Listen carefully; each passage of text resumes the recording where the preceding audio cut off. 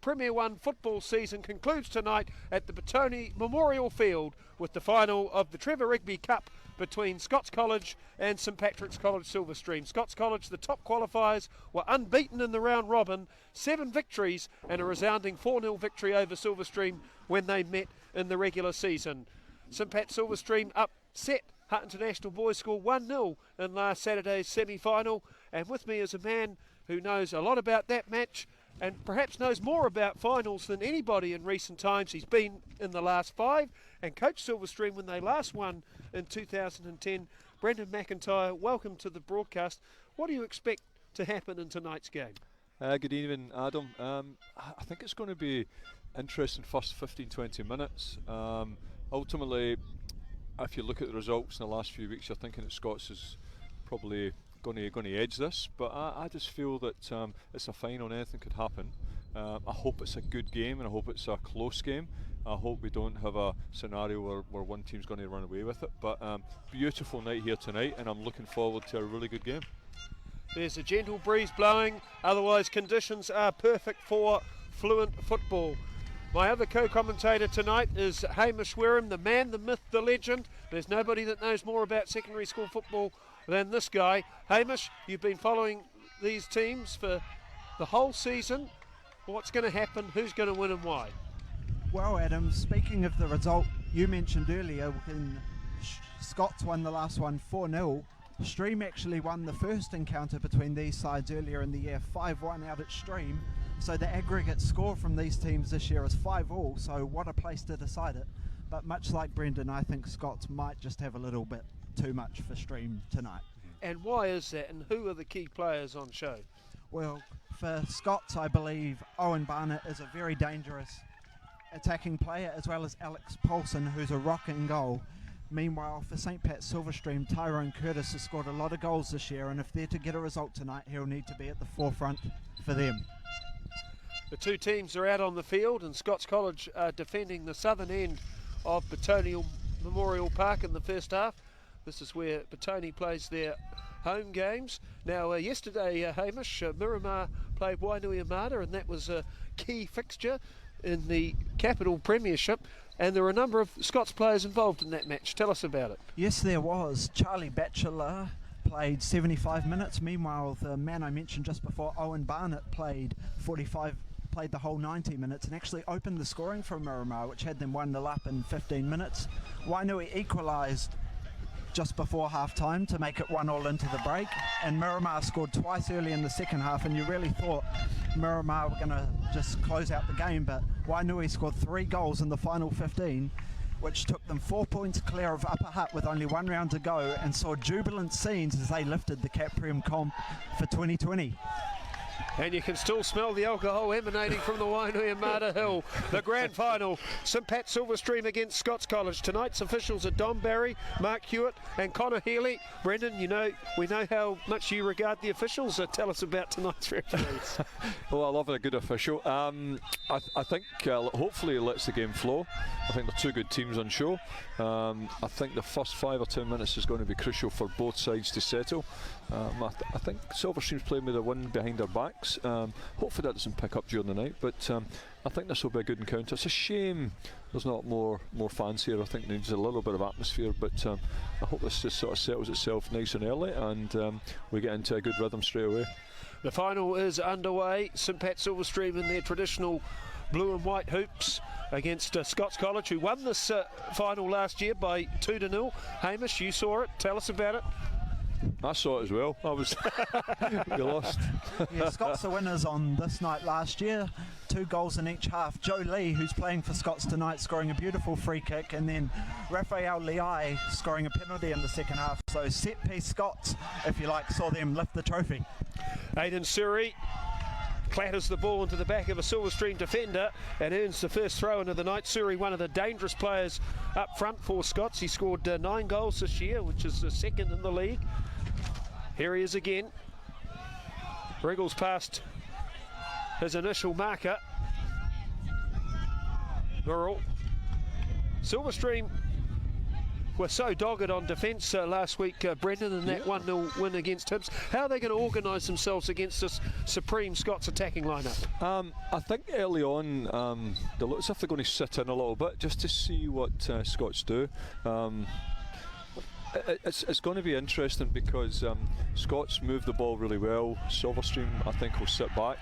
And against us last week, they scored early and then they defended superbly well. We just couldn't break them down. So I think Scots might have a few players that can open them up. You've mentioned Joseph Lee earlier. I think he's a terrific player. They're just, and Barnett as well, they're just creative. It's whether Silverstream can get something early. Silverstream venture into the box for the first time. Flynn McCall whips ball. it into the back post. Threatening ball. Dealt with urgently. Fantastic header By Scots. And they win a free kick, but that was an excellent entry into the Scots area, Hamish. Great cross. Chance to take the lead. The Scots defender just got inside the St. Pat Silverstream attacker and headed clear, but Stream now with a free kick midway, halfway line and goal box.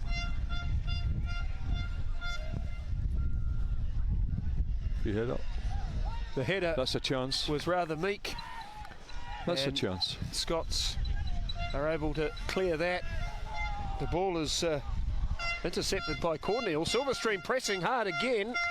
And the ball is ushered out for a corner. Well, Brendan, Scots perhaps overwhelming favourites on form to win this, as we have a stampede of spectators on the far side. How difficult is it to prepare a team that are the overwhelming favourites for a decider, contrasted with an underdog? I think in Silverstream's part here, I think being an underdog's a good thing. They've lost to them just recently. They come into the game with no expectations really, and I think they've taken the game straight to Scots straight away, and I think they're showing some good signs. I just feel that if Silverstream don't score early, I think it's something that might be a bit of an issue for them, because I think they're just trying to catch Scots on the hop here. This is an interesting situation. They get some delivery into the box. They've got some big chaps in there who can get on the end of things, so the delivery's good. Great ball in. Great ball in. Another corner, not a throw in. Well, Hamish, 1-0 for Silverstream last Saturday against Hibs, and the goal scorer on that occasion was Tyrone Curtis. Yeah, Curtis the goal scorer midway through the first half, Adam. Curtis scored a lot of goals this year, most notably bagging doubles against both St. Pat's Town and Kapiti College in the recent tournament. He actually scored a hat-trick. This is the Trevor Rigby final. Trevor Rigby was a student of Rongotai College and a long-time servant in cricket and football for College Sport Wellington. Won a Distinguished Service Award in 2004, and he was also a popular player at Miramar Rangers and a referee. In fact, one time in 1995, when Wellington College was playing Rongotai College, despite heart surgery, he refereed a match in the first half, standing in the centre circle only. In the second half, when he was tired, they erected a ladder for him.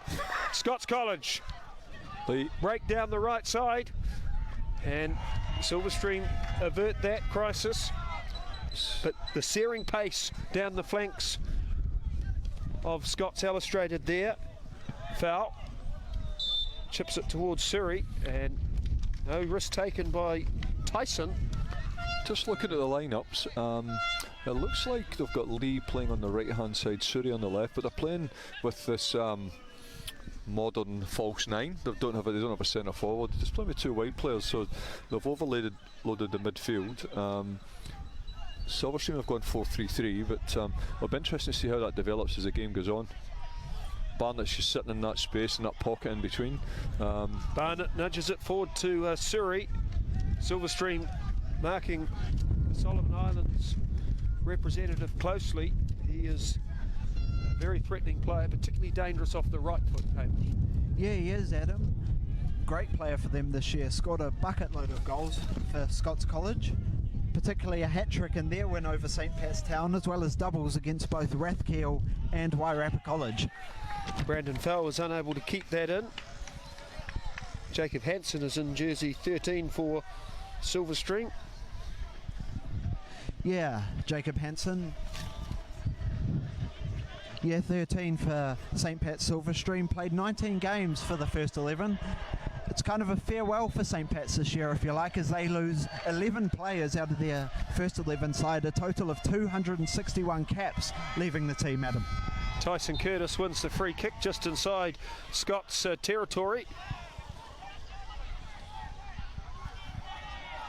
And the curtain raiser tonight, Hibs won 7-1 as Surrey chases down the ball, eludes his marker, rifles a shot just wide.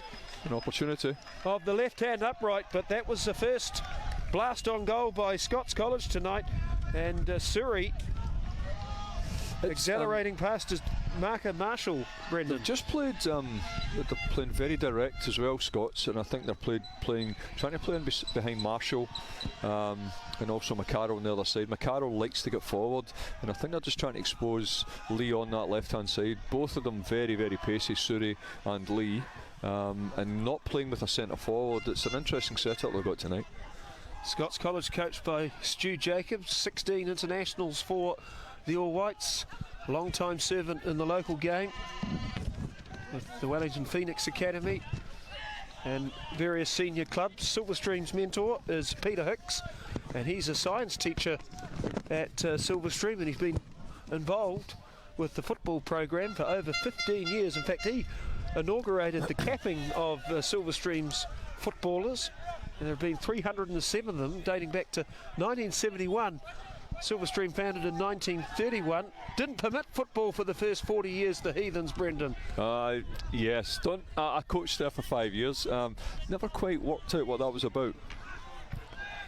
That's a But Peter's Peter's a fantastic statistician as well. He keeps massive records of players, appearances, goals, assists. Terrific, absolutely terrific. And not to forget Pedro on the bench for Silverstream. He's been there for a number of years now as well, and he's made a really, really big contribution to the school, as has Peter.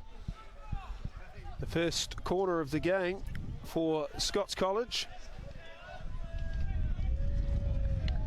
and they went short. Made little of it, but they have earned a throw-in. Bachelor Hamish scored 4 goals in the previous meeting between these two sides. Barnett did, yes, Adam, and he scored a lot of goals for Scots College this year, scoring a hat-trick in the semi-final against Wellington College, so scoring 7 goals in his last 2 games. Very dangerous. I think just playing him in the pocket behind the front two, I think he's going to be quite elusive tonight. Got great feet as well. I think the key for me is going to be Elijah at the back, Tyson. When we played them last Saturday, he was terrific, the captain. And if he can be nice and strong, it's things like that Surrey with the shot blocked. No. Scots College forced back towards halfway. Tyson, one of only 2 survivors from the 2018 final, which was won here 2-0 by Hibs over Silverstream. And that was an emotional night. Just trying to expose Silverstream in those wide areas, and they've had a bit of joy in the last 5 minutes. Scots, they've got in behind a couple of times, and it looks like a plough they're going to use tonight. So I think Silverstream have just got to be on their toes just to make sure they don't get caught out there. So second corner for Scots.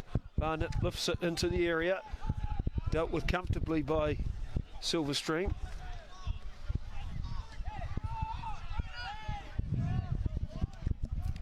Stream really looking to press the Scots players, not give them too much time to think on the ball. Surrey has plenty of time on the ball here. Space 2. Left foot pass. Ricochets back to him. The cross is headed away by Silverstream, and then a lame shot from Kruger is intercepted on the edge of the area though by Scots. Scots really targeting Silverstream down the flanks, Brendan. They're making a lot of headway, particularly on that right wing side. Yeah, I think they're just McCarroll's a left full back for Stream who likes to get forward, and when he gets forward he exposes them behind, and I think they've tried to get a lead in there, and I think Barnett's got in there a couple of times as well. So Silverstream have just got to settle themselves a little bit here. Scots are starting to get a bit of territory as well. Murrell is number 10 for Scots. Concedes the ball, although it's won back Barnett again. by Barnett. Bustles past his opponent, 30 yards out from goal. Right foot shot, well saved. A great save. And Silverstream forced to escort the ball over the line, but that's the first direct drive on goal by Barnett.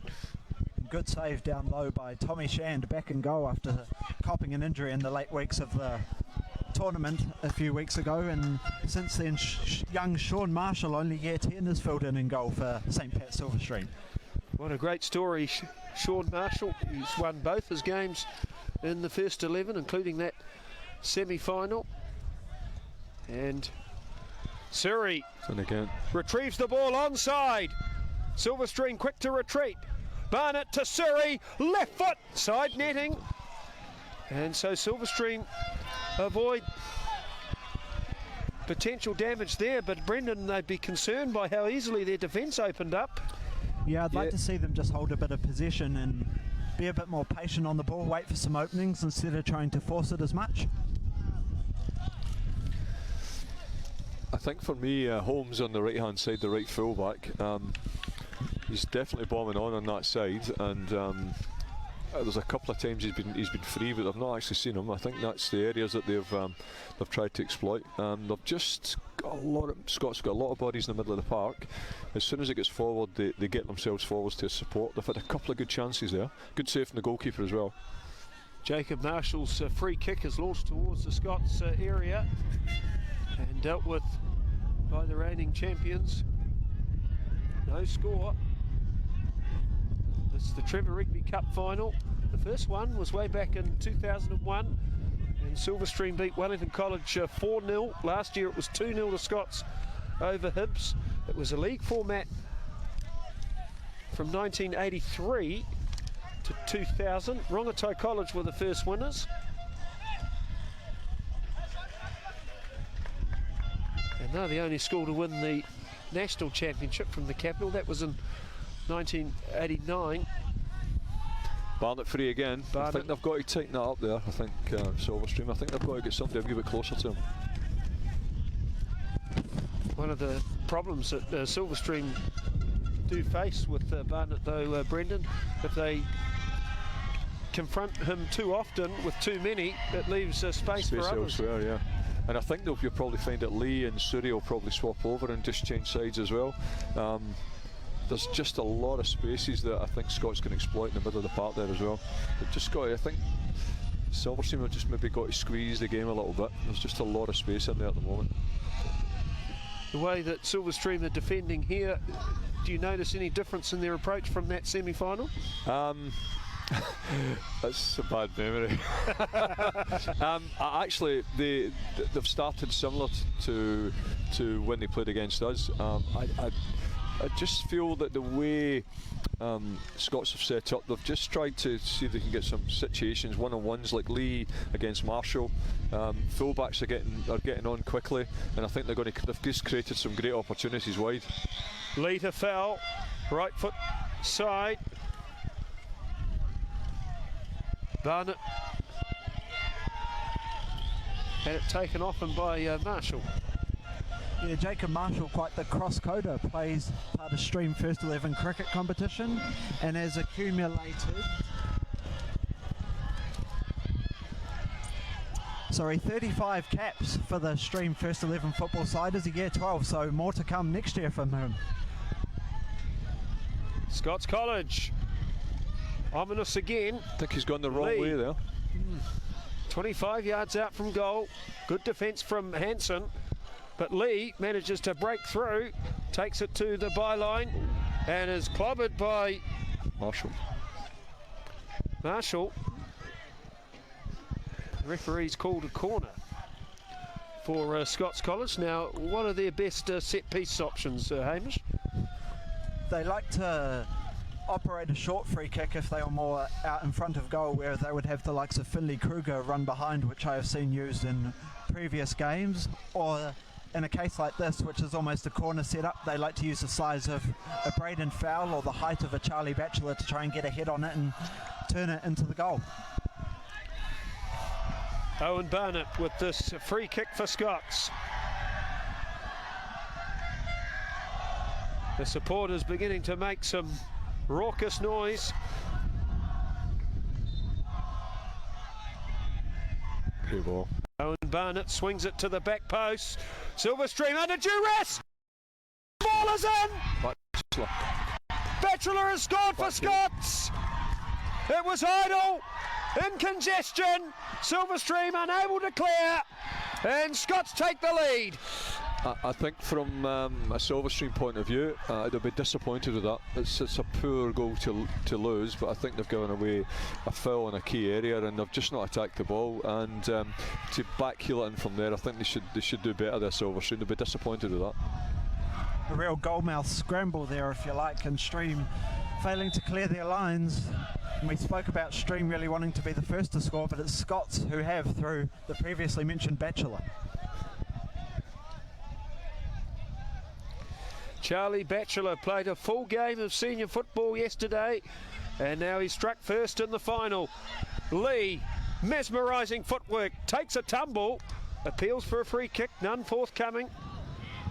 Well, how does Silverstream play from behind, Hamish? Well, it's never easy chasing a game, and they've just got to spend some and not force it, but try and create an opening for them to at least have a chance on goal. I think if you look at the game as well, all of a sudden we talked about Barnett, who'd been a key player. He's just starting to get free too often, far too often, and I just looked at Hansen there. He's given away possession in a key area as well, and he's the kind of guy you're looking for to calm you down and keep possession, make sure you don't lose it. But Barnett for me has been really good. 10, Morell's been great. They've just got that wee bit of flair and creativity, and if you look at Silverstream at the moment, they've got no one up front.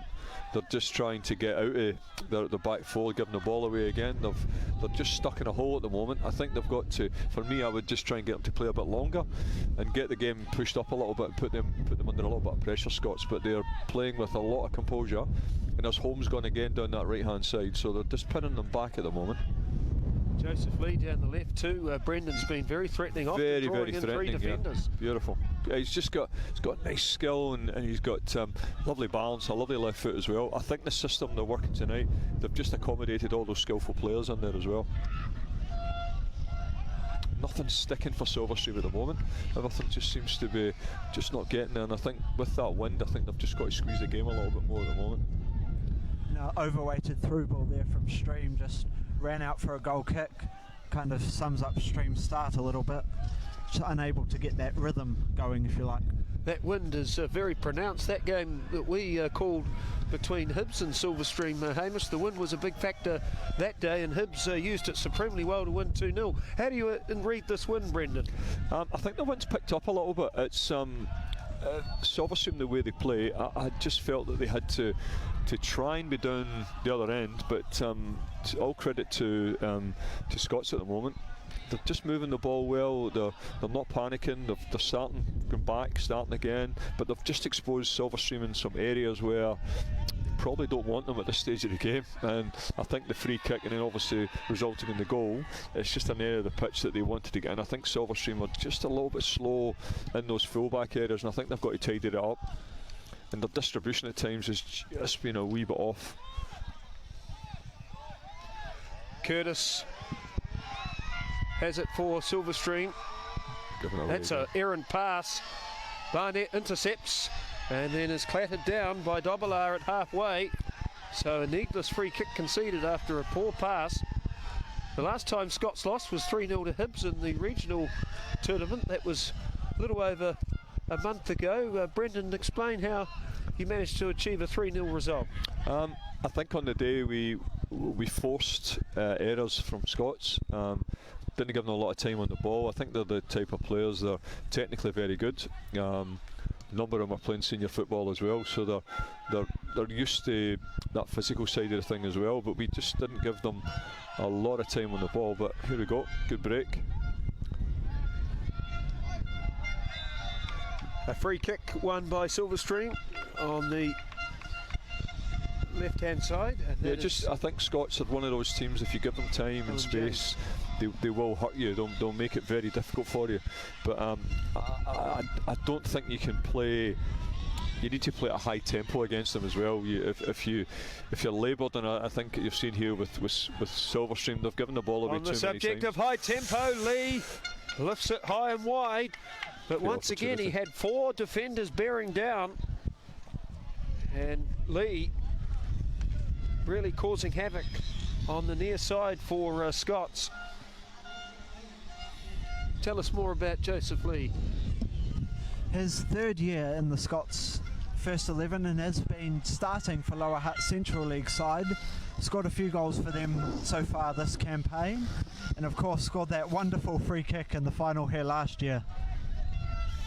Good player, really good player. I think he's his movement's terrific. He's got a great left foot as well. I think for me, if they don't shut Barnett down relatively quickly, I think it's going to be one-way traffic tonight. I think they've got to think about how they control what he does in the middle of the park at the moment.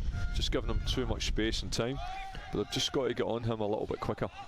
Here is Barnett, lost the ball to Curtis that time at the halfway mark. It's surrendered meekly by Silverstream again. Batchelor on the drive, lays it out wide for Surrey, shoots, blocked, follow up goal! Surrey, 2-0 Scots.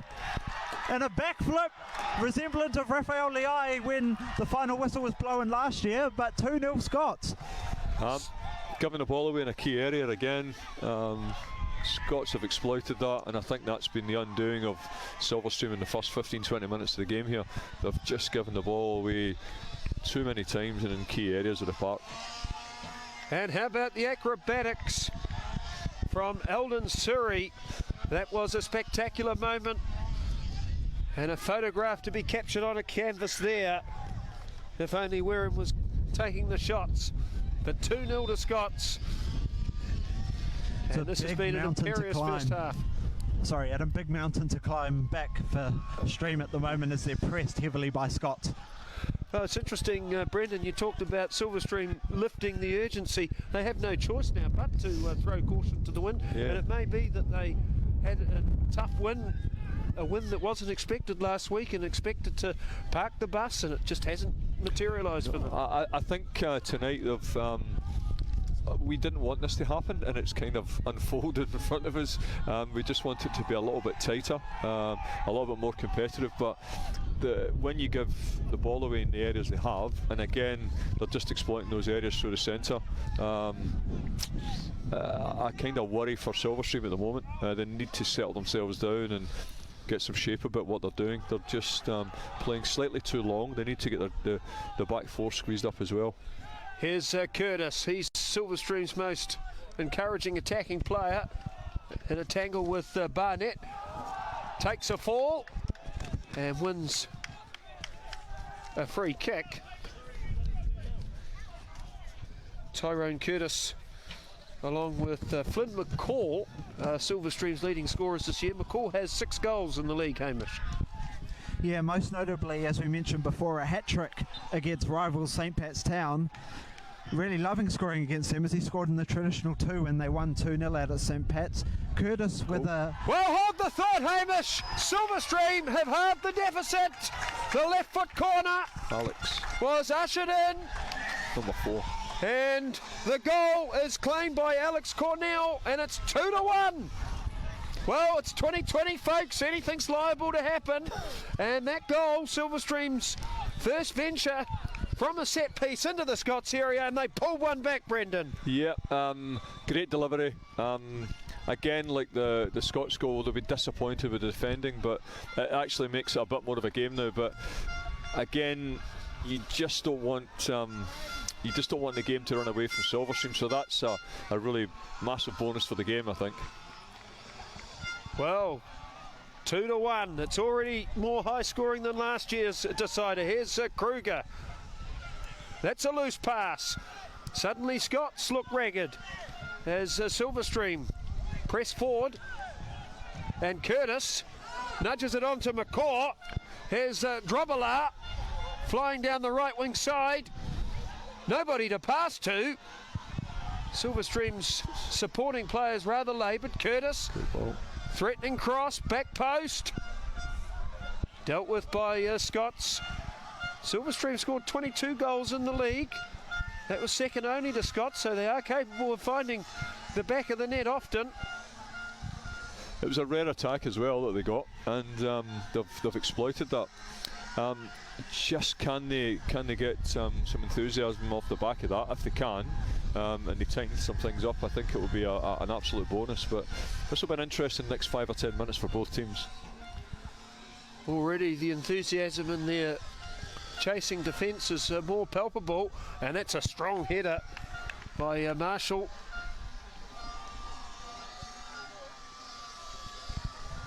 One of the real issues in this game, though, has been Lee, Brendan. Yeah. How do you stop this guy Lee on the left side? I think they've got to think about, certainly in Barnett's case, because he's been very influential. Did he man mark him? Did he get somebody a little bit closer to him and maybe give him a job to do that? I don't know if they will. I doubt it. But I think the likes of Lee and Barnett, if they don't get closer to them and put them under a bit of pressure, I think it's going to be a tough night for maybe for Stream could look to get under the skin of some Scots players, give them a nudge here and there, particularly with the size of Tyson, try and ruffle their feathers a little bit. The rugby finals on Sunday, settle down. So it's a throw in for Silverstream. Cornell finds good turn. Marshall, good turn. And Silverstream are 40 yards out from goal. McCall, that's a rather hopeful delivery, but not dealt with very calmly by Scots. Kruger. Danger man. Barrett at halfway. Almost found Surrey, but Silverstream cut that supply chain off. Yeah, Stream really coming into the game more now. We thought it could turn one-sided as McCall lines up a shot, but well, that was an asteroid that rattled the back fence. What a fierce drive by McCall, Silverstream's leading scorer, Brendan. Yeah, they're showing good signs, Silverstream now. Maybe the goal's just giving them that little bit of confidence. And sometimes we forget it's a final, and some of these young guys as well, they're a wee bit nervous and they just take a wee bit of time to settle. But maybe they've just taken that little bit of time and they've got themselves back in the game. And hopefully they can kick on. But Lee's away again. Sorry, that was a beautiful down to Lee. Header. Lee with a swinging ball into the box, but dealt with, cleared over the bar for a corner by the Silverstream defender. It was Bailey Phelps rushing back. And once again, Lee set free, and that was a beautiful header by Fowl. Almost toppled to the surface. He leaned into the header and found his man precisely. Tells about number 7 for Scots. Number 7 for Scots, Braden Fowl, a midfield player, has been really instrumental in their build-up play this year with his size, his direct passing as Barnett swings in the corner. A bit long out to the back of the box as Batchelor tries to hook it back in, but Stream come away with the ball. Lee again. An offside call brings some relief for Silverstream. The score is 2-1 to Scots. Highest scoring final, 3-2, and that score's happened on a number of occasions. Most recently in 2013 when Wellington College beat St Pat's Town. Marshall's been excellent for Silverstream, some real hustle on defence and looking to impose himself more on attack. And Curtis down this right side, Brendan, he seems to be their major catalyst. I like Curtis. I think he's got a lot to offer. He's pacey, got a really good goal against us as well, took it very, very well. It's a bit of an odd game because I think the areas where I think Silverstream really want to get at Scots are in those wide areas, but they've not had enough possession to get good supply in there. McCall's been pretty prominent, but I think they need to try and change the game. For me, the key player for me is going to be Hansen, who I think needs to probably handle that midfield area a little bit better. Liam behind off a weighted through ball by Barnett. Can't get past Tyson, however. And Curtis comes to clean up and Stream with a throw in. Lee protesting it, but referee's decision. Don't argue with the ref, do you, Adam? That was terrific defending by Silverstream.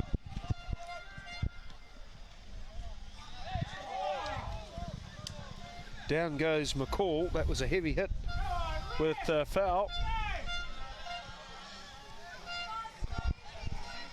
Big lad McCall, I didn't expect to go down that easy. A lot of bag of spuds there. Oh, nice. Capman, the captain for Scots, has surrendered the ball. The lively Curtis at halfway. Marshall, that's a poor pass. Barnett has it for Scots. Now Lee, one-on-one with McCall. Tyson again. Tyson's been terrific for me. The captain, he's been absolutely tremendous. He's won a lot of tackles there. He's been the last man a few times. Without him, I think they've been troubled tonight. Well, Tyson in that semi-final, he was more rowdy than a Boston Tea Party. He was a really influential figure with his vocal actions as well as his physical prowess. Very fine player. He's the most experienced member of the team. 47th match tonight. He's had 23 wins. And Silverstream down the left look imposing. James is 35 yards out from goal. Takes it to the corner. Scenes of espionage, it's that dark in that corner. McCaw, easy to detect with his distinctive blonde mop. Here's Lee at halfway. Turning. Beautiful agility. And the touch of finesse. Surrey. Speed. Explosive pace. Silverstream have four back. Tyson again. Tyson's clearance was rather shallow though. And then the left foot of Drobala sends it down to McCall at halfway. Again, he's isolated, isn't he? He's got nobody near him. He's got nobody near him at all. And even if he gets a hold of that, the distance between McCall to the support is too much for him to be able to hold on there. Just Barnett's, he's just fallen out the game a little bit in the last 5 or 10 minutes. Silverstream have just got a little bit more prominent in the middle of the park, but this is going to be an interesting next 5 or 10 minutes, I think, before half time. McCall again. McCall growing in stature. Curtis down the right wing side. Approached by the Scots defence, so he slows and then tries a burst of acceleration and gets bundled for his troubles by Charlie Holmes.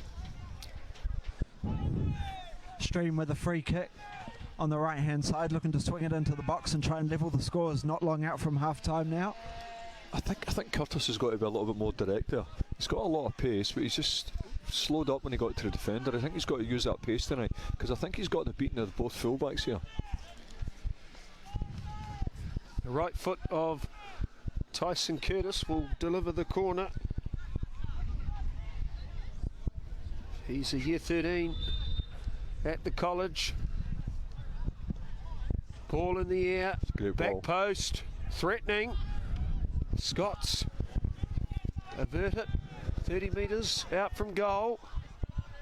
And Drobala chases it down in the espionage corner. That's a beautiful touch of finesse, but unfortunately, I've not seen much of McCarroll tonight.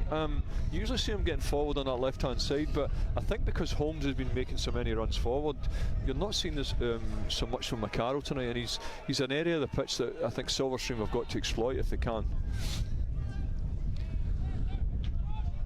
The game's in a wee bit of a lull at the moment. Marshall.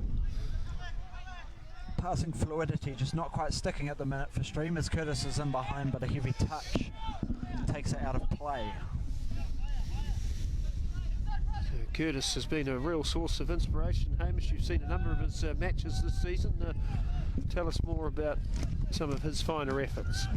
Well, he scored 10 goals across games for St. Pat's Silverstream this year, among grading and Trevor Rugby Cup. In the recent tournament, he scored a hat-trick in the 5th and 6th place playoff against Kapiti College, who we saw earlier in the Players' Trophy final, Adam. That's a tremendous tackle by McCall. Great work by McCall there. Terrific pressure. I think Campman was expecting a bit of time, and McCall's put him under a lot of pressure. I think Silverstream need a lot more of that if they're to get something out of this first half. One of the disadvantages, though, of that press, Brendan, is that essentially you burn more energy by playing that way.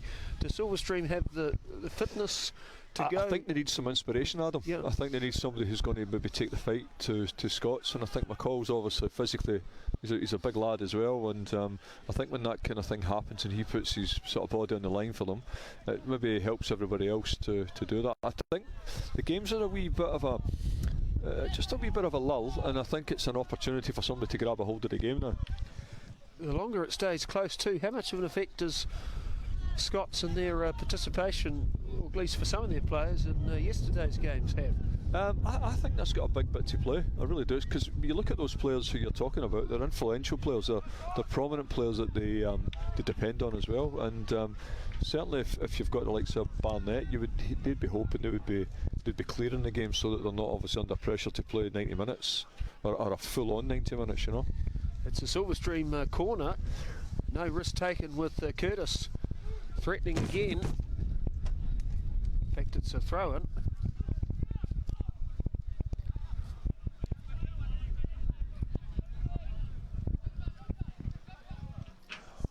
Scots with the strength, though, of Wyn Skinner and a Dylan Walker on the bench. Both have scored a lot of goals for Scots this year, as well as Aaron Beasley, whose brother James Beasley captained the Scots first 11 to the title last year. Chance. McCall squares it across to James. He's been good for Silverstream. Skips clear of traffic.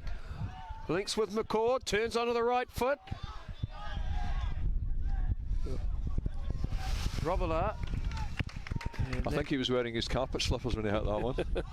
Wasn't a lot behind that, was there? And it was fizzled out like an untied balloon mid-flight, that shot.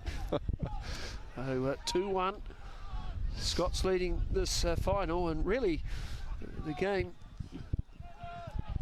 is... He's another wee spark again, I think. Needs a spark, exactly. Yeah. Here's Curtis taking it to the baseline. McCall away by Scots. You almost feel this is falling into Silverstream's way at the moment. They're starting to get a wee bit of territory, and if they could get a wee something, just a wee, give them a wee bit of an edge here, get it with maybe 2-2 at half time, it would certainly open up the second half. Well, 2-2 at half time would be extraordinary. Those first 15 minutes were so lopsided. Scots seem to have lost the zing. Well done, Hansen. Not breaking easily down the flanks, and now Hansen takes a tumble, but Barnett has it for Scots, and this time it goes wide, Hamish. To Kruger, who tries to find foul in midfield, but a disruption from Alan James has won Stream, it seems, a free kick on the left-hand side right in front of their passionate supporters. Alan James. Yeah, he's played only 2 games for the Stream first 11 this year, but had impact as he scored 1 in Stream's 2-0 win over Wellington College in their traditional, as well as scoring and grading in the 5-1 win over Scots College. Wellington College with the biggest history in this competition, 17-time winners, but not since 2014. Silverstream hustling in midfield, and Scots surrendering the ball meekly. Marshall clatters into his opposite. Much better in midfield for Silverstream. They're getting closer. We've not seen Barnett for the last 15-20 minutes, and just that wee bit of intensity for Silverstream's made a massive difference. You look at Hansen and Phipps in there, they've just made wee adjustments, and I think it's really helped the outcomes they're getting, actually. Murrell, foul releases. Lee is onside, enters the box. That was tight.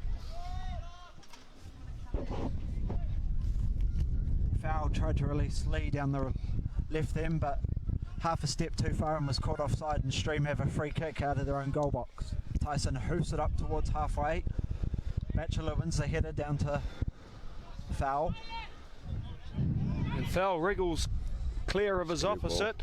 Surrey chests it down. Beautiful ball. Tries to chip it over, but Shand out of his box, quick as look at you, and collects the ball and hoofs it clear down to halfway. That's a proper hoof, that one, isn't it? The captain controls a little too heavily than he would have liked, but Batchelor collects up the scraps, and they in Stream win it back and look to break, but a beautifully timed sliding tackle from Batchelor dislodged the ball back towards Scots College.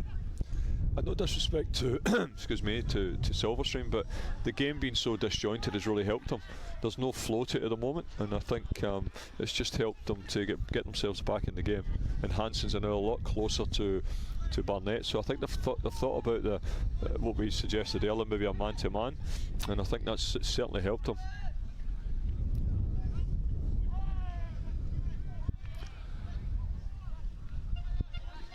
Batchelor, almost as tall as the light tower here. Murrell in congestion, almost won the ball. Marshall's intensity is really a metaphor for what Silverstream needs to do in this game. We spoke about the physicality. You're starting to see a bit more oomph in the shoulder-to-shoulder tackles. Barnett with a beautiful pass, and Scots have a breakout down the right flank. A good defence. Much better from Silverstream, Adam, much better. Much better, their shape's better, they're squeezing the game, putting Scots under a lot more pressure. That wee adjustment they've made has just made a massive difference. Batchelor gave it away time on the ball. to Hanson. And McCall, Stream he's can break so now, strong. 3-on-3, but the pass is just a little too heavy, and Stream will collect the scraps though. James plays it wide. Stream looked to cross in, got 3 in the box, goes to James. Hold it up. Yeah, every time the ball goes to the espionage corner, Hamish, you can call it. It was weaker because I can't bloody see it. So it's, says the one with binoculars. And I've got a gammy eye, so I've got no chance of seeing that. Go on, get on. Touch. Barnett, he's coming to the game now, obviously hearing you, Brendan. Yeah. Bumps off Phipps. Marshall, rather, my apology. I don't know if that's a foul there. I think that's a wee bit harsh. I think Marshall's actually won the ball there. You can hear through the mic what Stream supporters think of it. Good defence. I mean, there's a problem. The players with big reputations get an easier time from the referee. That was good from Marshall there. Yeah. Even though he surrendered the foul, he refused to wilt. Yeah, definitely. And I think the other thing as well is it's just been a real... I don't know whether the intensity from Scots has stopped to their game plan. They're just playing a lot of long, aimless balls at the moment, whereas before it was a lot short and sharper. Silverstream's changed and they've squeezed the game, and they've actually just reduced the space they've got to play in. But this is a wee bit aimless at the moment. It's a wee bit too long, and they need to get it back down again. Better from Silverstream. So, James has been really busy. Ball in the area, Unlucky. but it's out of bounds. McCord chasing earnestly. 2-1 is the score. Scots leading Silverstream. Scots seeking to become the first team since Hibs in 2016 to repeat their championship success in that 2016 final. That was rather dull until a guy called Blake Sinden scored a screamer, Brendan. Yes, that was one from the memory banks, that one. I don't think he'll ever score a goal like that. But yeah, we'll take it, and it was 1-0. It wasn't a great game that night, but a fantastic goal to win the final. Breaks through the middle, releases Barnett down the left-hand side. Barnett so strong, keeps his defender at bay, but is forced back. So much time on the ball. Right foot cross towards Surrey. Away by Silverstream. Surrey has it again. Can he unwind? Protesting for offside. He wriggles away from Tyson. They've done well there. They've defended really well. Fantastic defending from Silverstream. Surrey just trying to do a little bit too much on the ball then, and it goes out for a goal kick. That's the first time we've mentioned Surrey's name since those cartwheels after the goal. Perhaps he tied himself out doing the cartwheels. Adam, haven't they? Yeah. Lee and Surrey have been very, very quiet, which is it's shown how well Silverstream have come back into the game. Curtis header, tried to keep it in play, but it's fell to the feet of Batchelor. Tried to find Barnett, didn't come off. James on the ball again. His pace down that left-hand side has really created a lot of opportunities for Stream.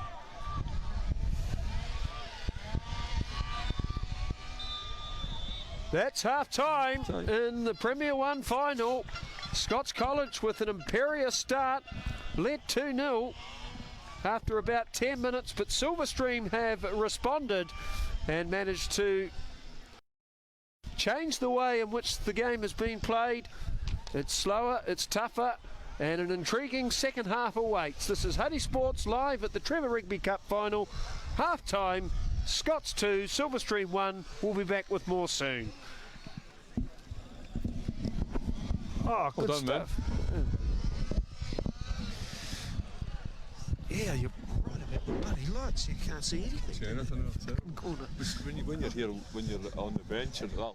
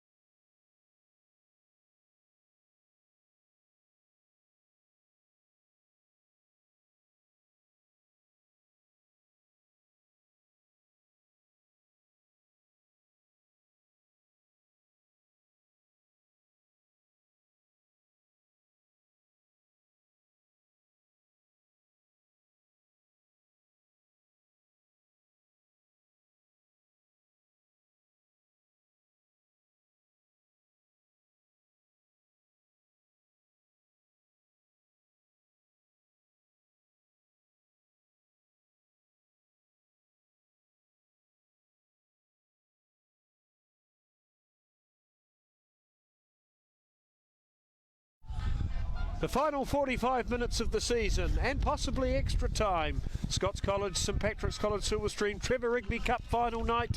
And at the interval, Scots lead by 2-1. Scots made a spectacular beginning and scored 2 goals within the first 10 minutes to Charlie Batchelor and Eldon Surrey.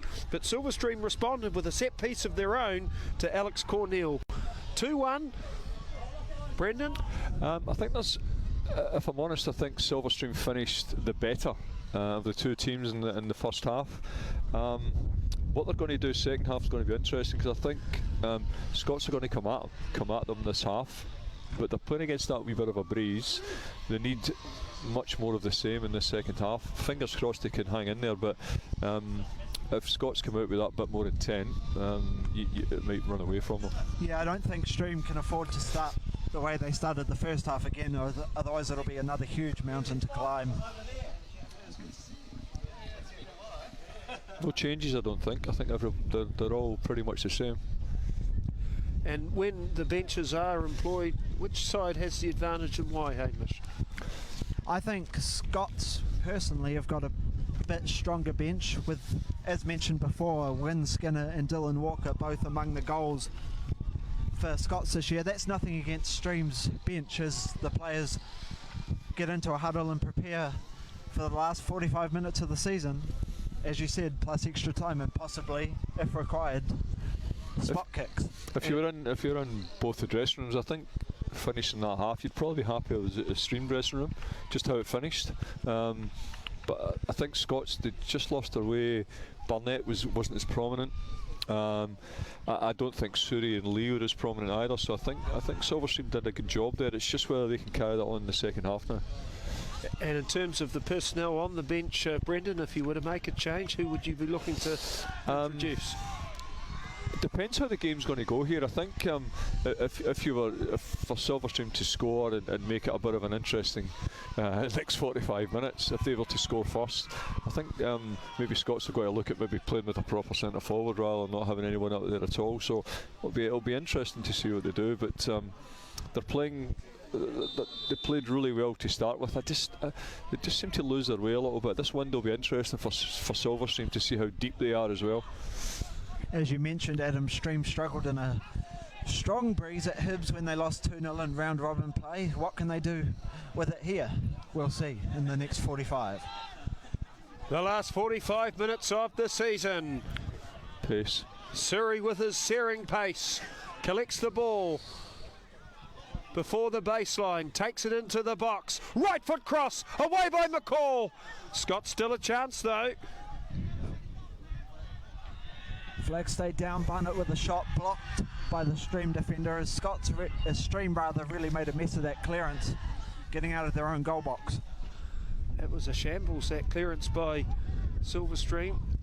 Very much like the first goal of the game, Hamish, which was from a soft corner. As Lee bears down on goal. Cuts it back. Batchelor on the ball. It's got a similar look about it from the first half again, hasn't it? Well, they've started very, very strongly. That's a firm clearance though by Marshall into the breeze, however, so it doesn't gain that much ground. James dabs it towards halfway. And it's retrieved by Scots. These two colleges play in the first 15 Premier 1 rugby final on Saturday. That match will be featured on Huddy Sports 2. Scots and Silverstream. Also fierce rivals in basketball this season. I think that wind's picked up a little bit. They seem to have got a little bit stronger now. It's fluctuated in strength, Brendan, yeah, which in many ways makes it more difficult than a consistent wind. It's just seems to be swirling around a little bit. Stream looking to break down the left-hand side as we see it towards the car park end of Petone Memorial, but Scots press and win the ball back, and Surrey's on the break. Goes out wide to Lee, who's unmarked with a lot of room, shoots, scores, 3-1 Scots. Frustration for Stream. I don't know where Marshall was there, but they've lost possession and Marshall's just out of the game. Lee's standing on his own, and it's a terrible time to lose a goal. They seem so tight on one side there, Brendan. Yeah. Like most of their defenders on the right-hand side of the box, and Lee was unmarked. Yeah, he's. I think Marshall's just gone missing there, and they've played him in, and he's got 20 yards of space. He's got plenty of time to pick his spot, and it's a great finish. But he's a danger man, and I don't think you can give him that kind of space around your box. And if it was Surrey, he would have leapt over the fence. Lee tried. In the warm embrace of his triumphant supporters, 3-1 to Scots, and that was an emphatic finish by Lee, who's been one of the standouts in this final. And really, that's an exclamation mark from the champions. They would have received a gobful at half-time because the pendulum was slowly turning towards Silverstream, and now Barnett hassles, and Scots concede a free kick. There's just the same look about this half as it was in the first half. I think you've got to look at Silverstream needed to start quickly, and to concede a goal there I think is just desperately unfortunate for them, but I don't think Scots are going to let this slip off the way they did in the first half. I think they'll look a lot more energetic this half. It's the second final goal in as many years for Joe Lee now, of course backing up the wonderful free kick he scored down the car park end here last year as Scots look to counter through Barnett. Barnett to halfway, over dribbled, and McCaw has it for a Silverstream. Curtis played a strong first half. That's a crunching tackle Campman by the captain. Josh McCarroll.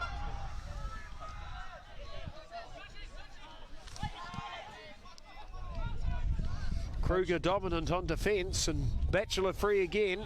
Again, Marshall's just caught out of position again there. Barnett. Done terrific. That's the quality we expect from him. Although he surrenders it lamely at the end of that foray. He tried to chip a ball over the top, but he didn't have Lee or Surrey running in behind for him, unfortunately, so lacking a bit of support from his. If I was a coaching staff at Silverstream, I'd be disappointed with the start. I think you wanted to just settle into the half and make sure you gave nothing away. I think to lose a goal so quickly has just been, we'll be disappointed with that. And he's in, Surrey's in. Surrey onside, two defenders in pursuit. Surrey around the keeper, left foot shot, side netting. Well, the ball just got away from him, and overzealous. Just couldn't finish. He's just gone too wide there, hasn't he? He's just had to get around the goalkeeper and he's gone too wide. I think he's got a wee bit of time, but he's hit that first time. And he's been unlucky it's come off the post. He clipped the steelwork and went out. He went 270 degrees when he only needed to go 180. Dizzy with excitement. Scots. I was looking forward to a flip again there, so I was. See Scott's substitutes warming up in front of us. Wynne Skinner, one of them, and Dylan Walker, the other. It's a bit of frustration creeps in for Stream over in the far right-hand corner. That's the espionage corner, so you don't have to say anything. No. Whatever goes on there stays in there, I think.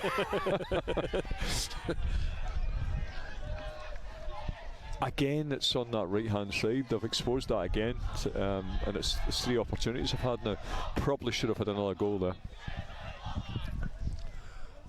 Well, that celebration in the first half, Hamish, rather reminiscent of the 2017 final. There was a screamer of a goal and a wild celebration that night. Tell us about it. There sure was. Maniu Moachos cut in from the left-hand side and bent a beautiful curling shot past the outstretched hand of Hibs keeper that night, Jacob Moore, to put them into the lead in that final. The final they went on to win 2-1 in the end.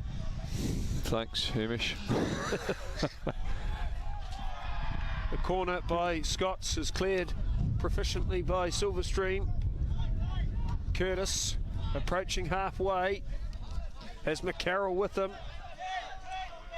Curtis hesitant, chased by Lee. They've just changed a couple of things. If you've got Barnett playing on a wide left and Surrey on the right, and Lee's just dropped into the hole in behind. Interesting wee change from Stu Jacobs there. Wee change in formation and obviously personnel as well. And what's so threatening about this Scots team, Brendan, is the fact that they can utilise those guys on both flanks. Some guys can only play a particular side, Definitely. but those two are interchangeable. I just noticed wee Barnett there as well. We're just talking about him playing yesterday and playing a lot of minutes. I just seen him stretching there as well. So whether he's feeling a wee bit of a pinch, because he's in a lot of work tonight as well. It's Lee away again. Another good ball. He's got Surrey in behind. Takes on the shot. Chips it just over the bar. He's hit the post over the bar. What's next? I think that was the opportunity to kill the game off there, I think. And he's just snatched at that shot there. I think he's had a little bit more time than he thought. Great ball from Lee though. What a ball that was. Probably should have favoured placement as opposed to finesse there, Brendan. Yeah, I agree. I think I think that's a really potent front three of Lee, Barnett and Surrey. They've been very exciting the start of the second half. Here's Lee Another great again. touch. They got Stream stretched to the left there, but a crucial time tackle from Tyson clears the danger for Stream, and they look to counter. McCarroll to James. McCall at halfway. Hassled by Batchelor, but he gets clear. Does McCall? Has little support though, but keeps on going. Inspired charge. Cross. It's like a Duracell battery there, wasn't it? He just kept going. He just kept going. He's actually worked very hard tonight for them. He seems to be playing very deep though, and I think they've lost the impact of him playing as a centre forward tonight because he's been so deep. I don't think Silverstream can wait. I think they've actually got to press the game now, because I think if they don't, I think Scots are going to run away with this. Well, 3-1 the score. Might as well throw caution to the wind. I agree, Adam. I think they've got to do something. It's a great turn as well. Morel, great piece of skill. They've got Surrey free again. And Surrey, he's running right in the second half. Lines up a right shot. foot blast. Took a deflection and was dealt with. I think they've got to, Silverstream have got to do something on that the right hand side. Marshall's been posted missing a few times there, and they've just managed to get in behind him a number of times. I think they've got to try and show that up there if they can.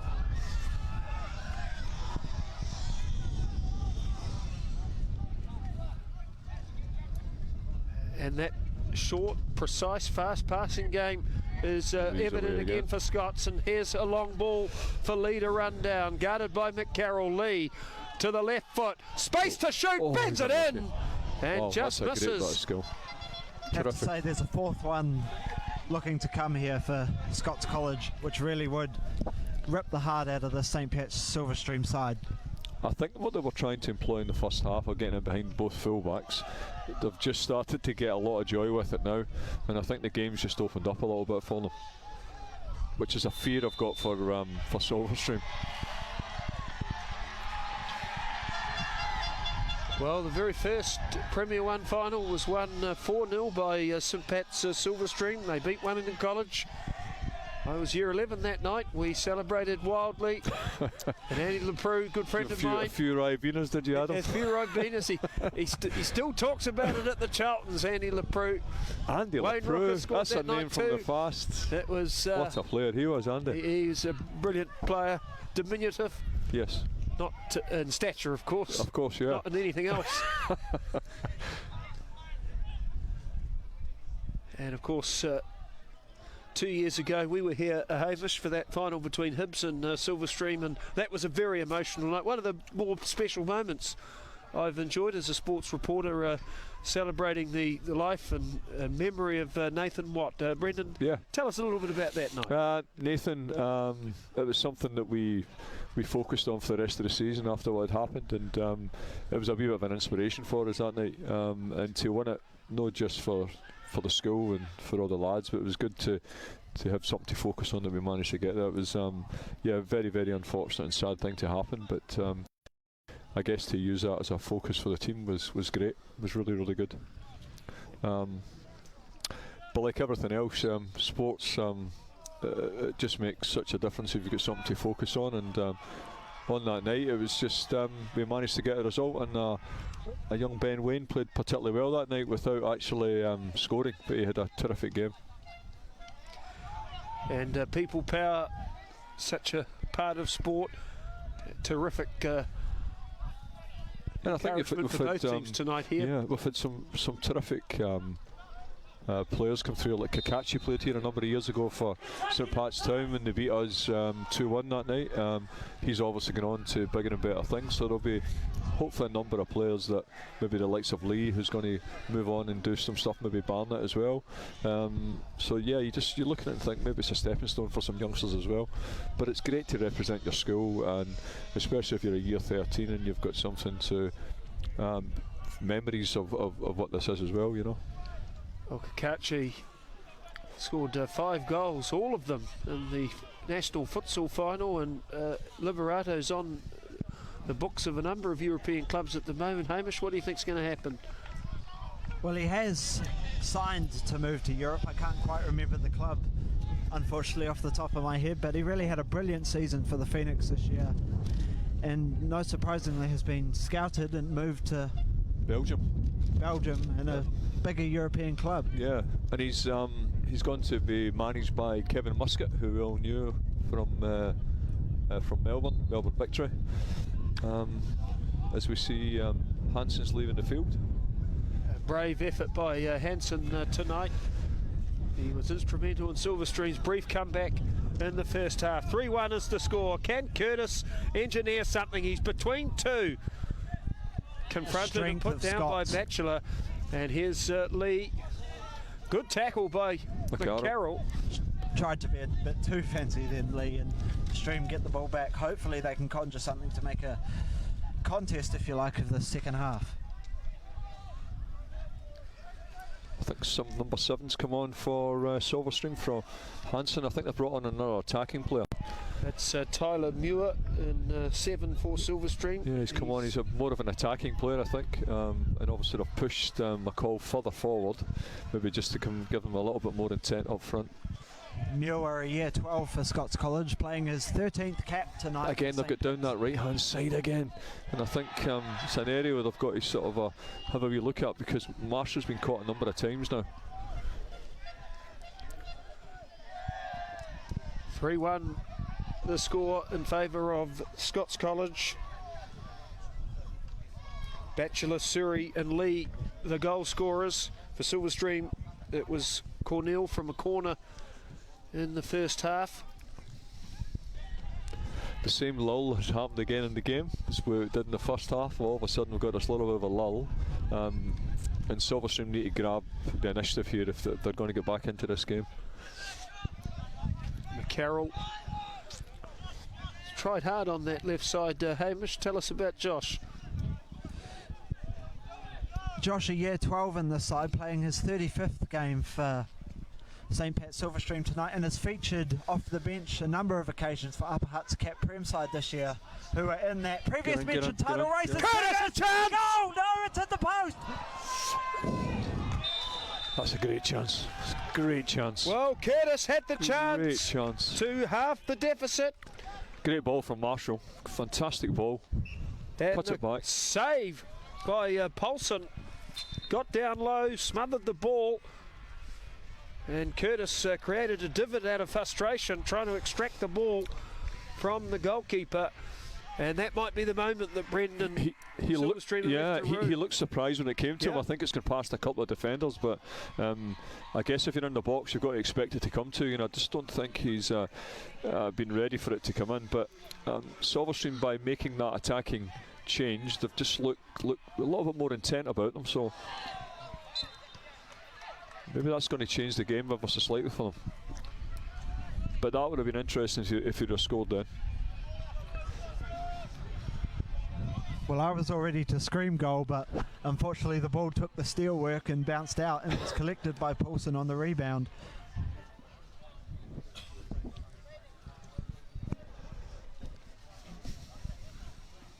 See if they can get something on the end of this. I think they need to get something now. Bailey Phelps with this free kick for Silverstream. Low drive into the box. Lee again in space. Easy for Scots. And here comes Lee. Beautiful. Just a beautiful release for Batchelor, but that's good defence by McCall. He's great to watch, Lee, isn't he? He's got great feet, balance. Yeah, terrific. And that's often the difference between a very good player and an average player, Brendan. It's that ability to maintain pace and poise. Yeah, definitely. And the technical footwork. I think he's he just looks like a, I mean, obviously he's still at school, but he just looks like technically a very accomplished player, and he's got great balance, and he's got a terrific left foot. I hope we see a little bit more from him. And there's another great ball for Barnett. He's in behind here. Barnett to make it 4-1. Oh, the goalkeeper's done well. Raced to the edge of his box, but just got there first. Good work by Shand. He's a burly goalkeeper, but he managed to keep that one out. McCall bustling hard. Against Kruger, gets the ball to Curtis. 25 yards out. James. To James. That's good defence though. Batchelor's done well there. He's done very well. Again, I think he's feeling it as well because he played a number of minutes yesterday. He looks as if he's just stretching a little bit there. A loose clearance. One of the things that is evident in this Scots team is the fact that a number of them play senior football, as McCarroll lifts it into the area. Another chance. It's another good chance. But in terms of selection, Brendan, throughout the season, a lot of these players aren't regularly available for Scots. How do you deal with that continuity or lack of? Yeah, we when we played Scots earlier in the season, they beat us convincingly in the end 4-1. But the likes of Lee played in the first sort of 35 minutes, then they took him off, and then he goes and plays senior football for Lower Hutt. Barnett, I think at times might have done the same thing. So they try and accommodate, excuse me, the players to play senior football plus the schools football. Sorry so to interrupt, Brendan, on the edge of the box. It's a hard one. But again, a wayward pass and Scots break down right. Kruger gets it up to Surrey. Takes on two defenders with that burst of pace. Rounds both of them. Squares it. Crosses it across the face of goal, and it's collected out back by Barnett, I believe, in the famous corner. Oh, what a ball. Oh. That's Lee again. Lee's cross almost slithered in, but he just seems a level above, doesn't he? He just seems a level above.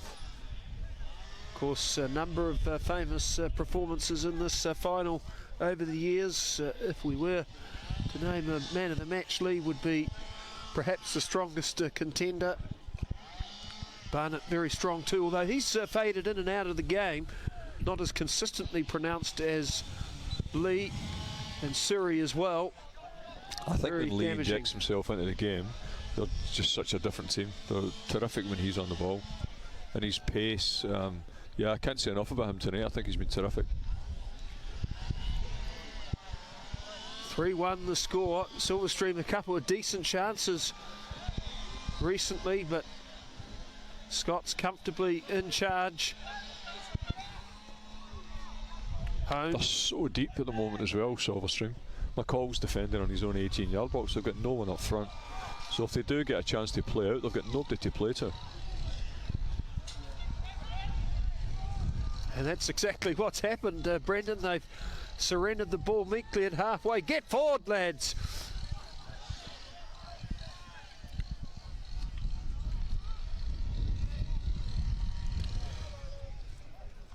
Curtis, he's been tireless tonight for Silverstream. James as well. Chips it forward for Curtis. Takes it towards the corner flag. But again, that Scots defence is just... It's been good tonight. Been good. I don't think Silverstream have posed them enough problems though. I just don't think their wide players have been... James, for me, has been in and out of the game. They've not been very direct. They've not got one-on-one situations. They've taken people on and been aggressive the way that Scots have. Just seem to have sat in too much for me. I think they needed to expand their game a little bit further.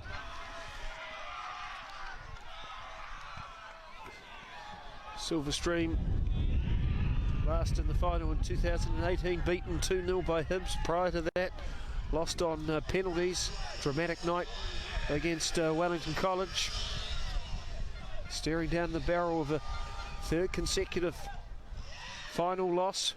But there's plenty of heart and time in this outfit. They've certainly never given up.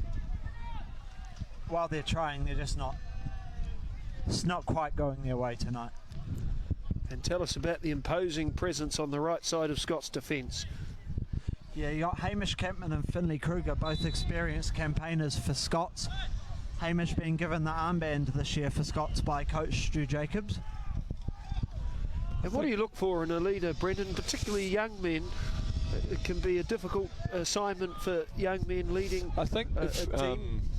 For us, you'll probably remember one Ginger Ronaldo from Hibs was Grant Baker, who was in our first 11 for 3 years, but just a good footballer, but a kid that all the other players respected, had a good grasp and knowledge of the game, but also you want somebody who's a winner and never gives up and actually wants to play for the team and the school, and that for me is pretty important. I think it's become more important in the last number of years that to play for your school is actually a bit of a privilege as well, and it's something that a lot of these players really want to do and try and perform as best as they can.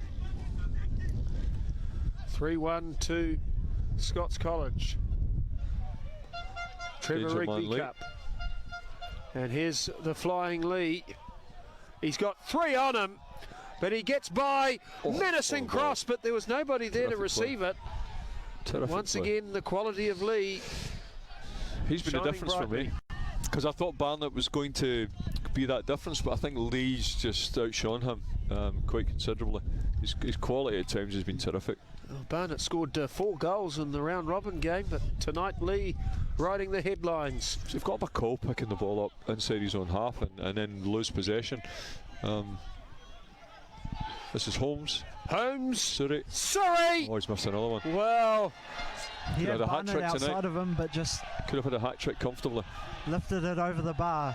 You could see when Stream gave away the ball, then the heads kind of drop, and it's I think if he'd had a better night tonight, the game would have been finished by now.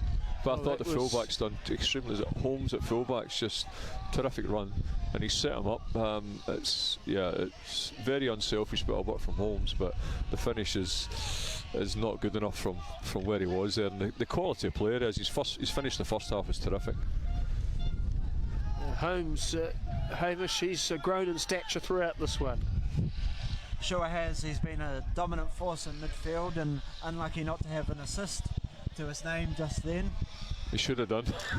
Batchelor strips the Great ball ball from Silverstream, directs it wide. Another overlap out there. Surrey, Lee, look out! Ooh. That hit the post and ricocheted out of bounds. A corner. And he's called a corner, has he?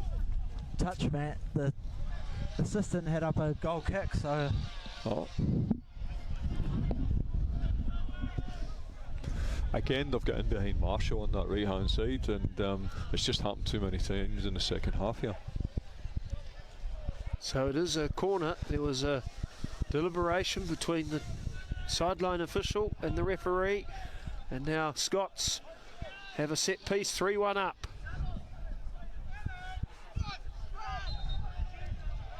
Brad Hudson scuba dives between the crowd to capture the image. It's a threatening cross, still not away, For a strike. and the shot is high and wide by Barnett.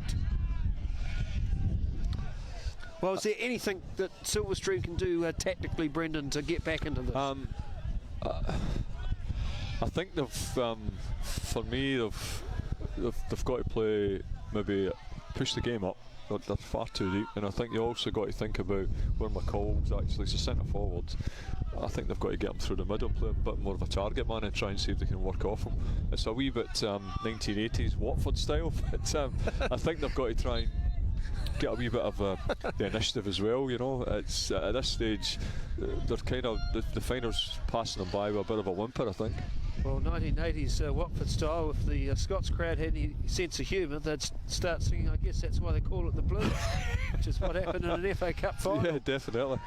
As James burst down the right side. Well contained though by his marker, but it's a Silverstream throw-in. They're just So leaving not even Elton themselves. John could make Watford look Yeah, he glamorous, did. could he? Con Curtis, good tackle.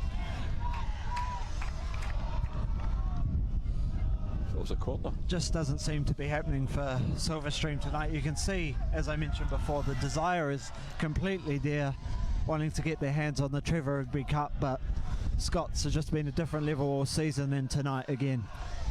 Yeah. I think they've just had key players in key areas that have just made such a difference for them tonight.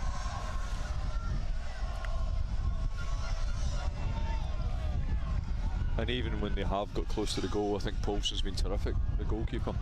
Well, that save on Curtis about 10 minutes ago was a very influential moment, because for all of Scott's dominance in the second half, had Curtis scored, They've overloaded it would have that been right side, 3-2. That's a beautiful through ball. Oh, Kruger's shot, probably the less said about it the better, but great opportunity.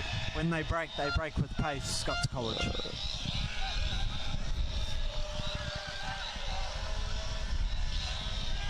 I hope that chainsaw that you can hear echoing in the background is not beside that light tower in the espionage corner. It's already hard enough to see. That's a great call. That one's going to live with me for a while. I think Adam, when I come to watch a game here tonight, the espionage corner. So Scots ahead by 3-1. Found in 1916 as Barnett has it.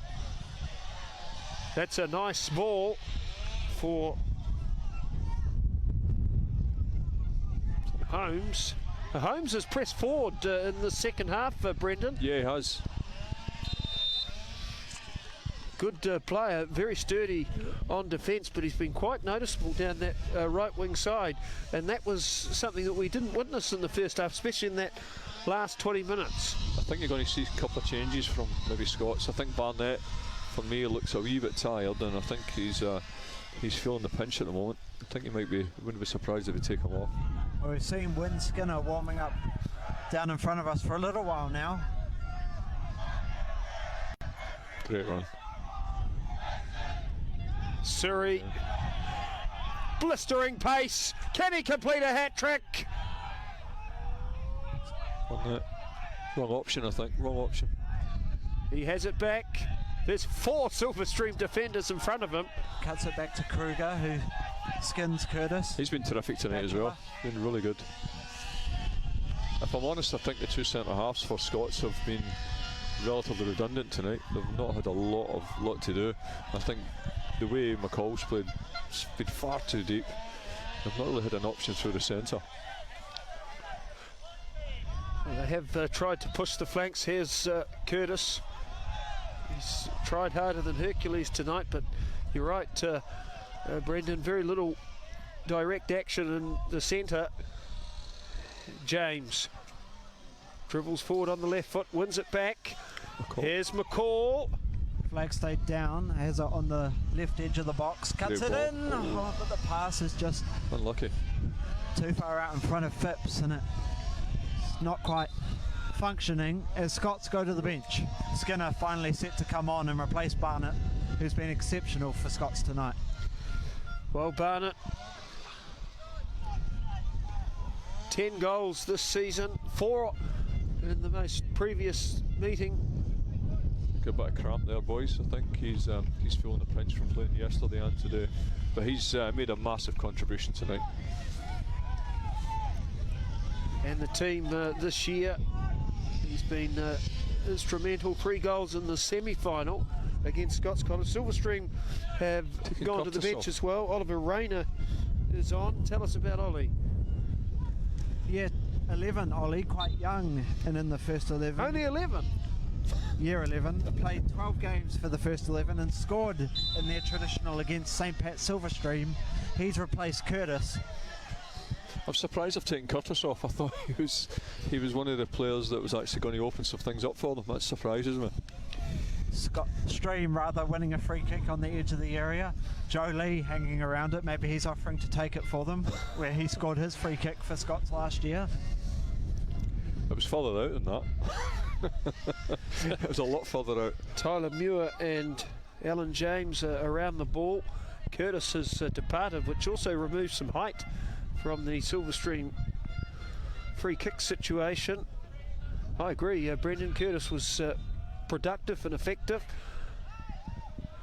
McCall with a narrow miss. Well, that was It like seemed a to be in dead slow pitch in that motion, corner, didn't wasn't it? It was just a kind of horrible creaked over the corner. line. Yeah, it was terrible. It trickled underneath everybody, and then McCall just thrust his leg at it, and it almost went in. That would have been a freakish turn of events, and perhaps a most undeserving goal given the quality of the delivery, Hamish. Yeah, Alex Paulson just slightly off his line and tried to dink it over the top and under the bar. I think you're underestimating or overestimating the shot. I think it was a dreadful shot. That's might have caught him out. I think. You made that sound a lot better than it was, Hamish. 3-1. Scots leading Silverstream, and it was 2-1 at half time. See, I like McCall. He's in a position up the park here, and he just looks a lot more threatening. But just putting him another 30-40 yards up the pitch has made a massive difference to him. They've got to make something of this. Well, surely. McCall is Silverstream's leading scorer, and you put yourself in positions to score, and it's likely to happen more often. And he's quite a burly player, so he can beat a marker not only with speed but with size and industry. 3-1. Can Silverstream engineer a miracle? Where's their Teddy Sheringham?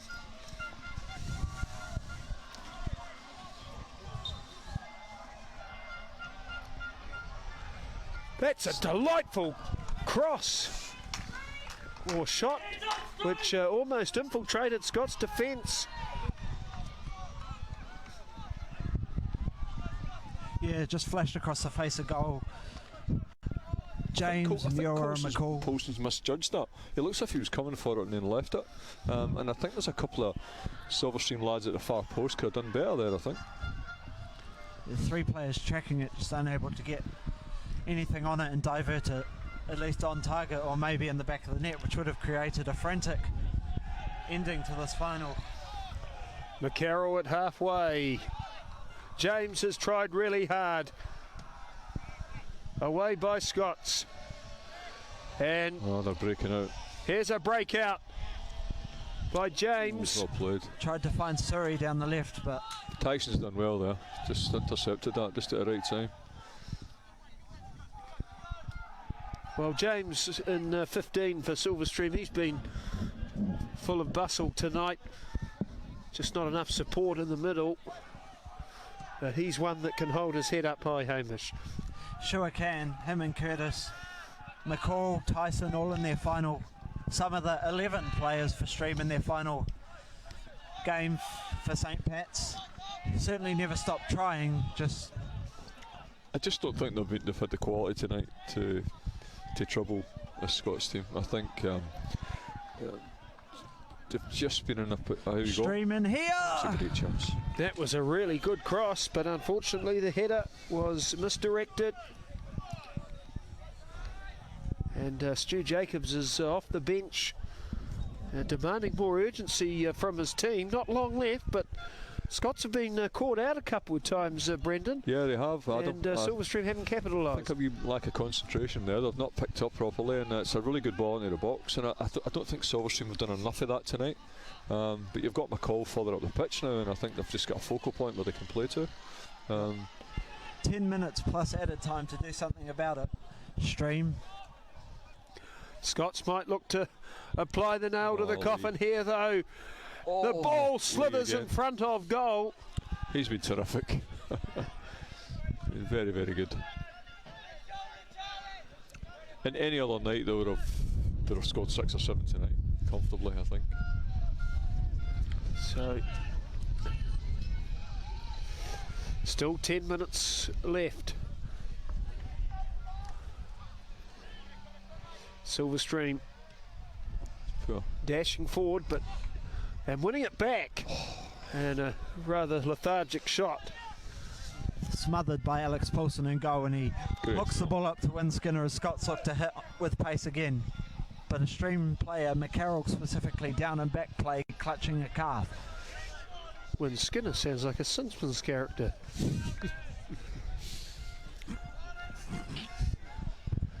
Carroll has cramp for Silverstream. He's one of the few returning next year, and off he goes like a drunken sailor. That's really a tribute to his effort. He's all heart, McCarroll, and he might be a candidate for the leadership next year for the first 11 at Silverstream. I think he will. He's a good little fullback. He's got a lot of promise, I think. And I think with losing so many year 13s, he's probably going to be the most experienced player next year, I believe. How many do Scots lose next year, Hamish?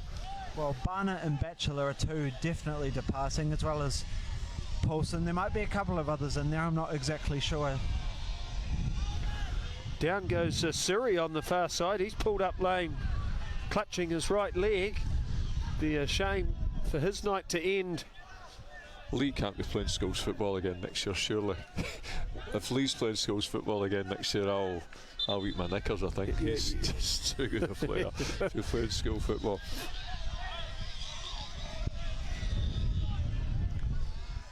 What about a visit to the headmaster's office at Hibs? Any academic incentives to possibly entice him to upper? Yeah, I'd love to. I don't think they're that kind of school.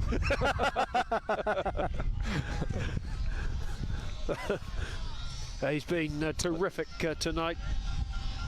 Really. The odd brown paper bag might come in handy, I think.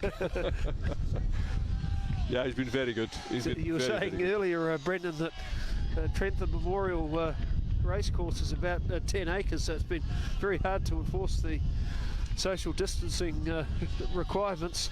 Yeah. Well, 10 acres is plenty of space for a transaction of a brown envelope too. And there's some bushes and some pine trees as well there. We really have enjoyed Lee's performance tonight. It's been a highlight, I think. It's been a highlight of the game. One of the things that College Sport Wellington does every year is celebrate their high achievers with the Sports Awards. That's on November the 8th this year. Nick Willis has won that prize. Liberato Kakachi's won that prize. Stephen Adams from Scots won that prize. And Amelia Kerr, the gun New Zealand cricketer. And Lee, he might be a strong contender for the Footballer of the Year, the way he's played. Also, yeah, terrific. Batchelor. I think we all knew he was a good player, but I think tonight on the big stage, I think he's actually shown what a good player he is. He's a real game changer, and he's certainly been the player that's changed this for Scots. I just think they've been very, very wasteful in front of goal tonight. It could have been an easier job for them. I believe Scots have gone to the bench again, bringing on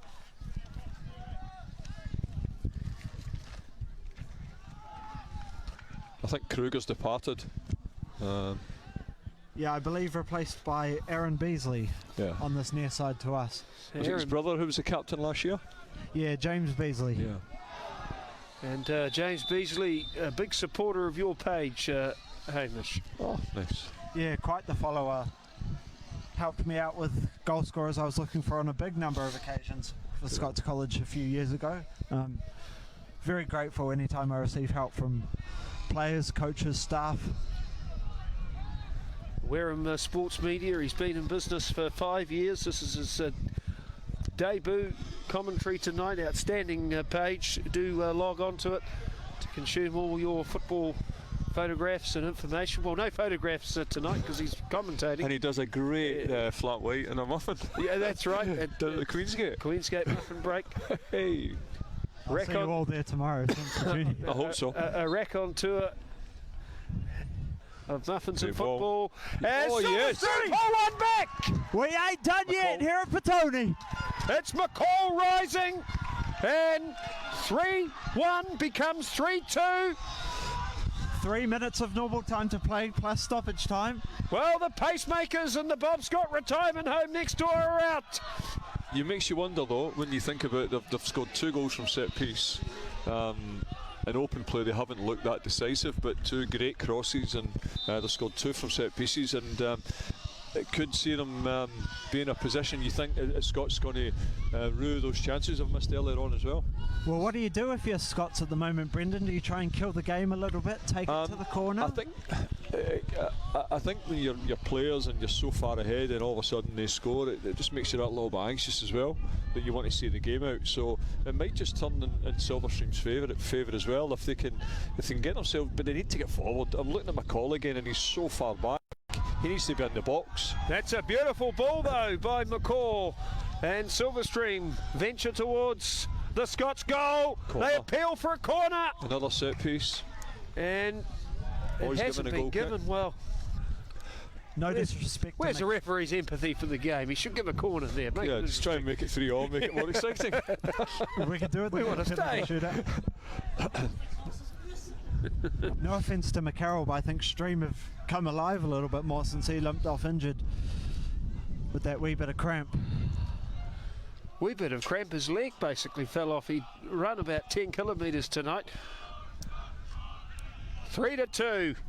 Silverstream was involved in the last final, which went to extra time against Wellington College and lost. Can they force this one into an additional period? That's not a foul. Come McCall on, goes big man, down, up. Come pleads on. for a foul. They're diving about like a ballerina there. He's on the ground and he's up again and he's Now, kicked it onto him the ball is in the area for a corner. of Lee, and it's a corner for Scots. Scots tried to switch the play there, but the wind picked it up and blew it all the way back to For a the corner. as it appears Surrey has gone down on the left-hand side and is being carried behind the goal. Oh, And sorry. Vince Skinner, he's added some impetus for Scots. Can you tell us the result tonight, Surrey?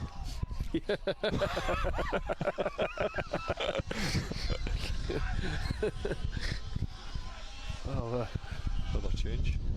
Number 8. Oh, Surrey, he had a lot of chances tonight. He could have matched Hamish Watson's scoring To record. be fair, he should have had a hat-trick tonight. Comfortably. So, Scots College corner. There's hardly anybody in the box, which suggests they're just going to play it They're short and milk the time. Morell off. And they've brought on number 8.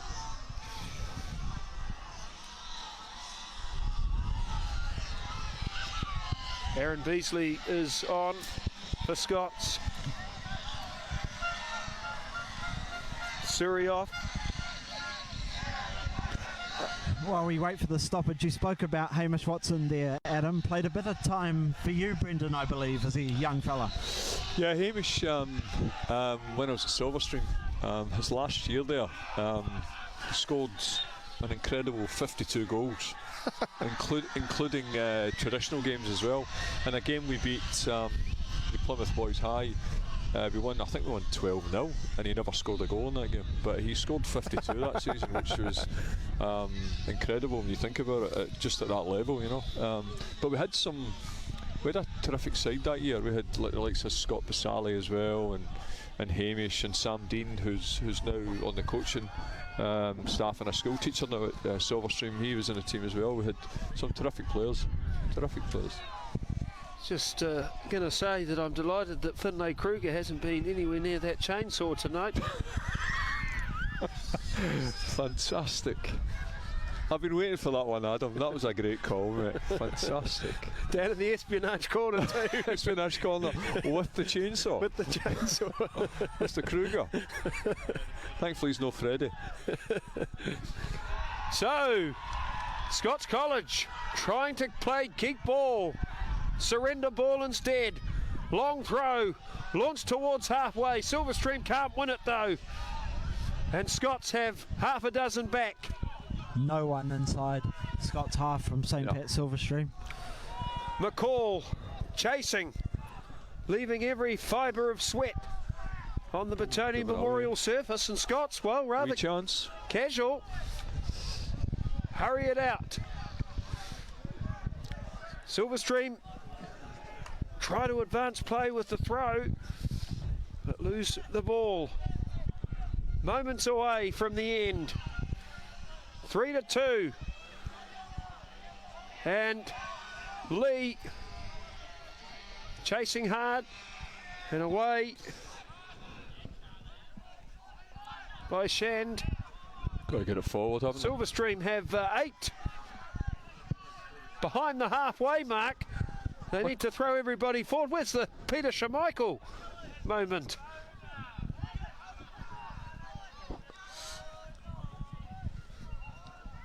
I don't quite understand what McCall's when he should be right up the front now.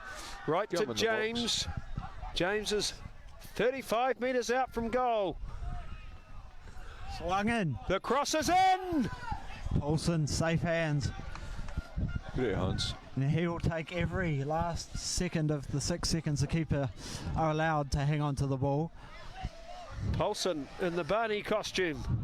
Launches it long. James has it for Silverstream. Good. That's a nice flick on for Dobala. 25 metres out from goal. Can he make a name for himself? Good tackle. Tackle. They're down the right Dylan end of Walker. the pitch stream. Time rapidly expiring. It's a Silverstream throw-in. Michael Gibbs. 47 minutes up on the clock. Last chance, I think. Last chance saloon. That's an emphatic clearance by Beasley. Well, Silverstream have 2 players on halfway, and they Get retreat in the box, get it in the box, get it in the box. No. to Cornell. Tyson, the captain. One last thump forward. Ball. Scots Oh, they've called for clear it handball. away again. The ball is out at halfway. Gotta get it Alex forward. Cornell for Dobala. Takes it towards centre field. Not in any apparent hurry. Silverstream have 9 forward now. And that's a good ball. Wide for McCall. You can tell it's close as Brian Dickinson walks up to the gate with a suspicious away. package in his hand, possibly a Trevor done Rugby well. Cup trophy in there. Boys done well. Here comes Lee. Can he finish it? He's been the star of the night. Oh, he's missed it. And he's missed. How many chances did I need tonight? Scots can't believe it. Lee. We've been singing his praises all night. That really would have. That would have sealed the deal, no doubt. Scots College on the brink of their 2nd consecutive championship. Silverstream has it. Got to get it in the box. Gibbs. He's been immense in this last 5 minutes. That Scots press is just Cornell not allowing them to. wide for James. Traps it on the unpreferred right foot. Nudges it forward. That's a beautiful piece of defending Must be almost game over, isn't it? by Scots. Brad Hudson, our cameraman, says the scoreboard clock is showing 50 minutes. Marist officials, perhaps. God bless them. So, There it is! No. it's a yellow card and a free kick for Silverstream. Opportunity knocks. Dobala was the foul player. We saw an absolute screamer of a free kick in the Premier 2 final tonight. That was won 7-1 by Hibs. Say your prayers now, Silverstream. This is the moment that could make somebody a legend. Can they score off a third free kick set piece? He's not going to Here hit it that. comes. Take it short. The ball is in the area and the shot is wide from Muir.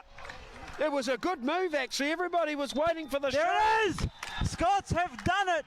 Back to back Trevor Rugby champs. Well deserved. Well deserved. They've definitely deserved it tonight. I think, if I'm honest, I think they've flattered them a bit, the result. Silverstream. I think they've been well deserving of the result, I think. A championship cluster. Scots College win 3-2.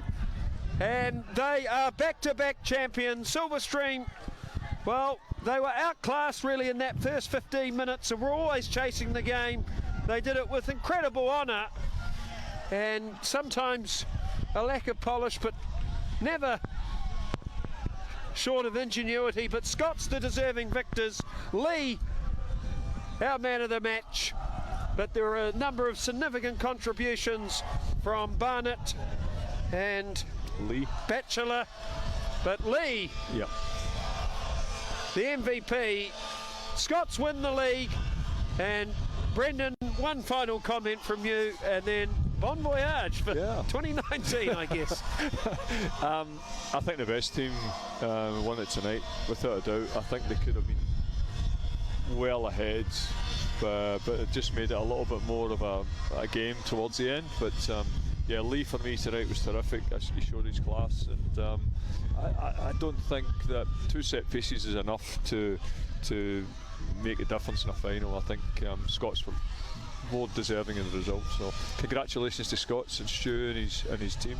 Well done, and then unlucky to Silverstream. There's always next year, 2021. It's got to be better than 2020.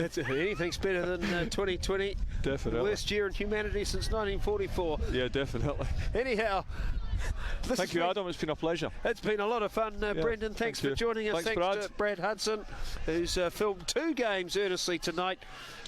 And Hamish Wareham capturing all the images which you can see on his Facebook page later tonight. This is a wrap from Petone Memorial. Scots win the final against Silverstream by 3-2. Well done, Philip. Thanks, Brad.